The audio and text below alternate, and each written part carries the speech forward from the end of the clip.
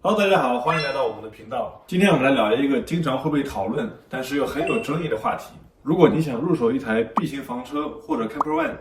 你会选择四驱还是两驱呢？而如果选择四驱的话，是选择 AWD 还是4x4呢？今天呢，我就在这里一口气解决所有的疑问。我们开始吧。好，假如说你现在正想买一辆车来改装 B 型房车，比如 Transit、Sprinter 或者 ProMaster，但是呢，你又在驱动系统上犹豫不决，那么到底应该选择哪一款呢？其实一直在2020年初啊，奔驰的 Sprinter 一直是在这3款车里面唯一一家提供四驱系统的车型，直到2020年配备了全驱的福特 Transit 出现，才打破了这个垄断的局面。而从2023年开始，奔驰终于推出了它全新的四驱 AWD 系统，然后以此系统来取代了之前相对老旧的四驱 4x4 系统。至于这个 AWD 和 4x4 有什么区别呢？我们之后会详细讲到。我们在选择车子的驱动系统的时候，需要考虑以下几点。第一，你真的需要四驱系统吗？假如说你有无限的预算，让我们先撇开成本不谈，你准备用这个车在什么地方呢？是不是要经常去雪地？如果只是为了应付雪地情况的话，那么一定要记住，四驱系统只能给你提供更好的驱动力，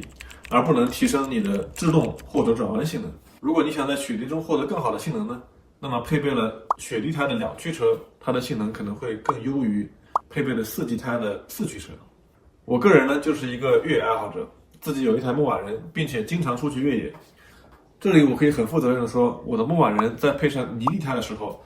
它在雨雪天的情况下，公路上的抓地力是要远远低于配备4季胎或者雪胎的 SUV 的。但是我这么说并不是想说四驱系统没有用，相反，在大雪天或者越野路面上，四驱车受困的概率是远远低于两驱车的。那么至于什么样的四驱系统可以给你最好的抓地力呢？这个也在我们视频后半段会有讨论。好，那么我们现在把雪地和湿滑路面先放在一边，然后我们再问自己一个现实的问题：你真的会开着你的 B 型房车去越野吗？至少我是肯定不会开着我的房车去走和牧马人一样的 trail。B 型房车呢，它从设计上就有一定的限制。首先就是它的车高 ，B 型房车在不升高的情况下，它的离地间隙还有它的轴距，决定了它的各项越野参数都不会很好看。这一点上呢，奔驰的 Sprinter 相比其他2款要稍微好一些。比如四驱版的奔驰 Sprinter，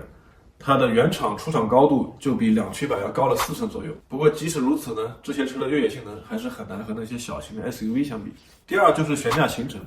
要知道这些车在出厂的时候都是根据货车来设计的，那么基于这个考虑呢，它们的悬架行程肯定都不会太长。第三就是车身的扭转刚度，这几款车型呢其实都没有承重梁，那么在车改装完之后本来就会变得很重，你再拿它去越野路面，对车身的强度也是一个很大的挑战。那么在这些因素的共同影响下呢，其实就决定了在不进行大改的情况下，其实是很难拿这些车去做一些硬核的越野的。其实在很多并不是那么硬核的路面上呢，两驱系统可能比你想象的更加给力。比如我自己开我的牧马人出去走 trail 的时候，除非是遇到难点或者说连续的湿滑泥泞路面，大部分情况下我都是用的两驱。其实有了合理的胎压配上合理的走线，基本上就可以解决大部分的行车需求了。好，那么第二点，价格问题。刚才我们的讨论是基于你有无限预算的假设，现在呢，让我们回归现实，谈一个大家都会关心的问题：四驱到底要比两驱贵多少呢？那么就现在北美市场上主流的3款 B 型房车的改装底盘来说呢，只有 Transit 还有 Sprinter 是提供四驱选项的，而 ProMaster 呢只有前驱。所以这里我们就只讨论 Transit 和 Sprinter。对于福特全税 Transit 来说呢，它的四驱版要比两驱版贵上$4200左右，而对奔驰 Sprinter 来说，四驱的版本要比两驱要贵上$6700。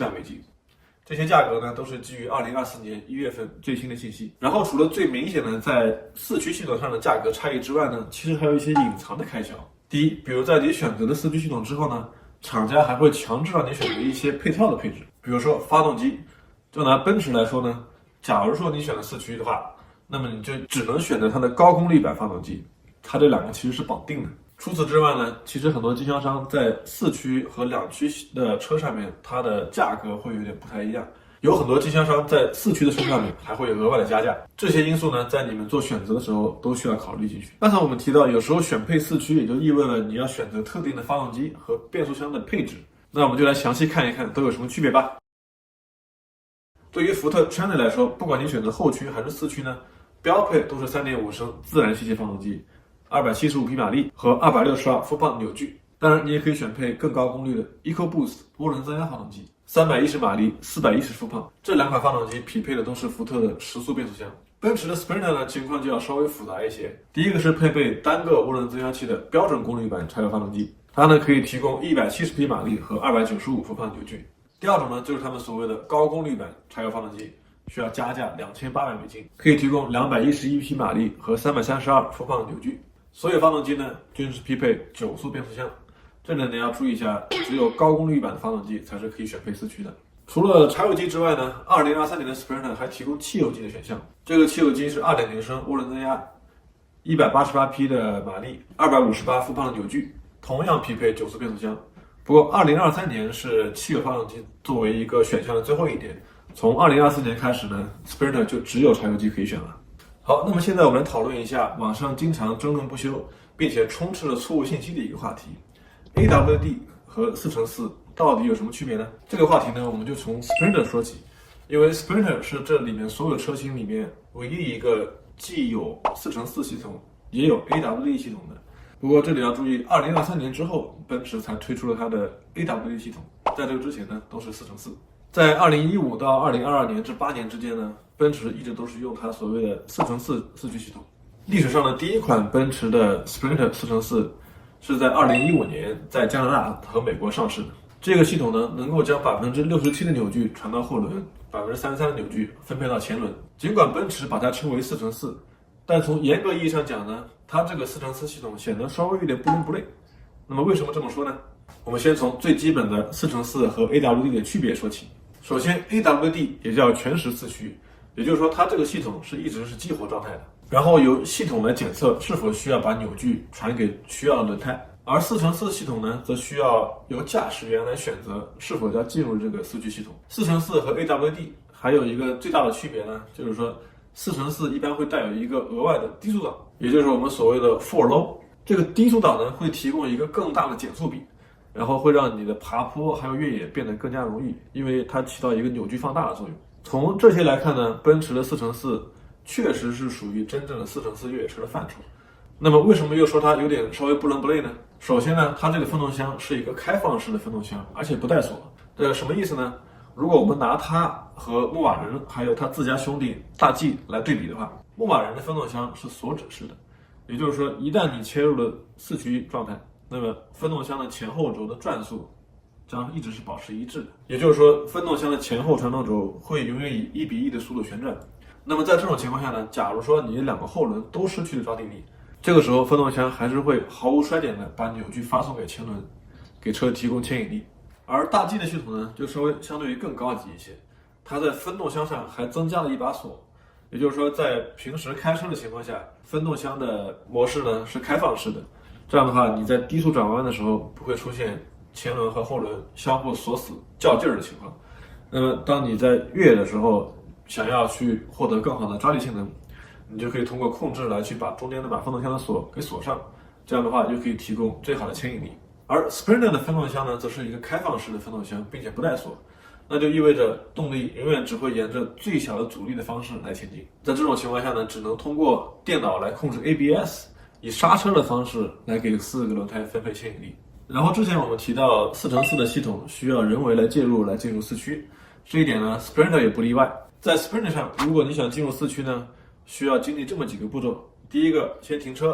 第二，挂入空档；第三，按一个按钮进入四驱模式；第四，等待系统激活进入四驱；第五，再把车挂回档位，然后你才能正常行驶。由于奔驰的这一套4x4系统呢，当时是由第三方来设计的，所以就存在了一些各种各样的小问题。车主反映最多的抱怨之一呢，就是它的抖动和噪音。第二呢，就是稍微有些娇气和不太稳定的进出四驱。就是说，有时候你按那个按钮呢，也不会进入四驱；有时候你进入四驱呢，它也不会出来。其实这个四驱系统呢，还有一个经常被大家忽略的一个硬伤，它是怎么回事呢？它这个分动箱在你想要切入四驱的时候，它有时候需要你的轮胎要稍微动一下，才能够顺畅的进入四驱模式。然而很多时候，你想要进入四驱的时候，刚好是你卡在一个地方动弹不得的情况下，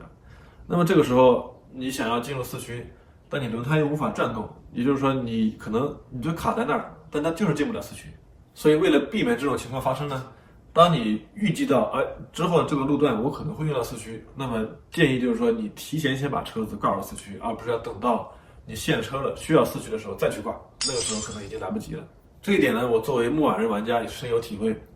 在牧马人上面呢，虽然说从2驱切到4驱是不需要停车的，但是从高4切换到低4，则是需要打一套类似的组合拳。也是同样的情况，从高4换到低4的时候，需要前轮后轮稍微有点晃动，然后才能顺畅的进入档位。那么在这种情况下，比如说你爬坡爬到一半，或者说你这会陷在沙子里，轮胎动不了，这个时候如果你想从高4切入低4，那别提有多难了。不过呢，以上这些都已经成为了历史，因为2023年起，奔驰和 Magna 合作开发了一套属于自己的4驱 AWD 系统。这套新的系统呢，能够实现前后50-50的扭矩分配，而非老款的33-67分配。在正常的行驶工况下，电脑会把所有的扭矩发送给后轮，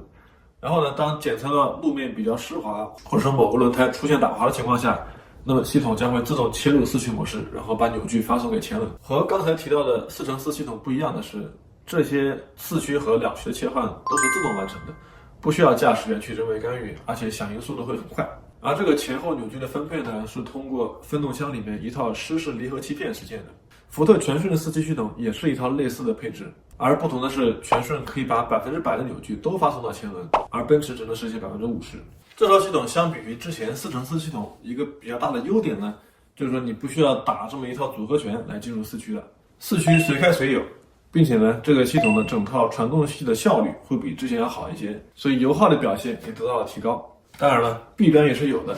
4x4呢，作为硬核越野的代名词，失去了这个徽章呢，很多用户会有一些心理上的落差，就觉得我的车好像已经不再是一个真正的越野车了。而从这个4x4改到 AWD 呢，它失去的最大的一个东西就是它的低4模式，这也是所有4x4的车里面一个独有的功能。不过呢，要知道奔驰的 Sprinter 它这个低4模式是在所有的量产车里面基本上算是最激烈的一个。为什么这么说呢？因为它的低速的速比呢只有1:1.42，也就是说你在切入到低4模式下，它增加的扭矩也只有高速模式下的42%。这么说可能没有概念，那我们就拿牧马人做一个对比。牧马人的 Lumican 车型呢，它在切入到低4模式下，扭矩放大效应是高4模式下的4倍。也就是说，你在切入到低4模式下，能够获得的扭矩是你平时行驶的4倍。不过这也可以理解，因为更大的扭矩意味着需要更强壮的传动系统来做匹配。也就是说，分动箱后面所有的系统，比如说传动轴、你的半轴，还有差速器，都需要更加强壮。而这些 B 型房车的车型，它作为商用车呢，对于它的那个成本控制是非常敏感的。而且说到底，会有多少用户真正会拿这些车型去做硬核越野呢？可能远比你想象的要少。也许这也是为什么奔驰在2023年决定了从4x4换到 AWD 的原因吧。好，说到这里，我们总结一下，如果你想买一台新车作为 B 型房车的改装呢，在 Sprinter、ProMaster 还有 Transit 这3款车型里面，公羊的 ProMaster 只提供前驱， Transit 呢提供后驱还有前驱，然后最后 Sprinter 也是提供后驱还有全驱，但是全驱版本只能匹配高功率发动机。如果你想拥有一台带有4x4的奔驰 Sprinter， 那么就需要去二手市场找一辆15年到22年生产的车型。根据我们以上的综合分析呢，对于 Sprinter 来说，我们其实认为它的最新的 AWD 系统在很多方面是要优于之前的4x4的。首先，老款奔驰的4x4并不是一个非常优化的系统，而新款的4驱系统呢，优化并且解决了之前很多问题，并且让扭矩系统更加优化，在稳定性、平顺性还有噪音控制上都有了更好的进步。其次，如果你没有打算拿这个车做硬核越野的话， AWD 其实已经可以满足你大部分情况下的越野需要了。而且即使你是真想拿它来做硬核越野呢，那么奔驰的4x4也可能会让你稍微有点失望，因为它的低4档位增扭比并不是很高。不过说到底呢，这些都是见仁见智，萝卜青菜各有所爱。好，那么说到这里呢，相信你的心里已经有了答案。希望这期视频在选车方面能给你们一些小小的帮助。那么在你们的心里，哪款车的驱动系统是你们的最爱呢？欢迎在评论区里面留言讨论。最后记得持续关注我们的频道，点赞、关注、转发。我们下期视频再见，拜拜。